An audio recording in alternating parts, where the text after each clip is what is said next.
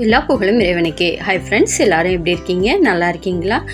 இட்லி, தோசை, சாதம் இது எல்லாத்துக்குமே ஏற்றமான ஒரு சூப்பரான சைடிஷுங்க. அதுக்காக 1/4 கப் அளவு வேர்க்கடலை எடுத்திருக்கேன், 2 கத்திரிக்காய் எடுத்திருக்கேன், ஒரு சின்ன நெல்லிக்காய் சைஸ் அளவு புளி எடுத்திருக்கேன், 3 பச்சை மிளகாய், 6 பல் பூண்டு எடுத்திருக்கேங்க.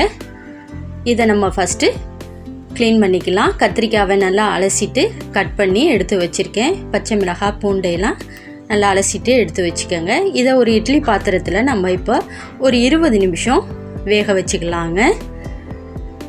நல்லா மூடியை போட்டு வேக வச்சுருங்க. அதுக்கு பிறகு திறந்து பார்த்தீங்கன்னா சூப்பராக வெந்திருக்குங்க. பாருங்கள், நல்லாவே வெந்து வந்திருக்கு. இதை அப்படியே கொஞ்ச நேரம் ஆற விட்டுருங்க. ஆறின பிறகு எடுத்து காட்டுறேன் பாருங்கள்.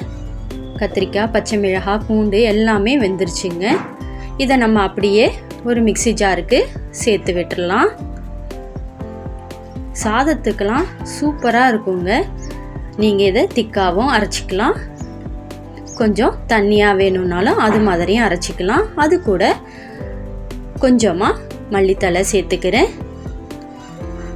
அது கூட நம்ம எடுத்து வச்சுருந்த ஒரு கொத்து கருவேப்பிலையும் சேர்த்துக்கோங்க.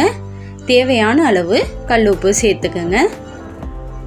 நான் கொஞ்சமாக தண்ணி சேர்த்து அரைச்சிக்கிறேன். உங்களுக்கு தேவைப்பட்டால் சேர்த்துக்கோங்க, இல்லைன்னா நீங்கள் கெட்டியாக கூட சேர்த்துக்கலாம். பாருங்கள், இந்த அளவுக்கு அரைச்சி எடுத்துக்கணும்.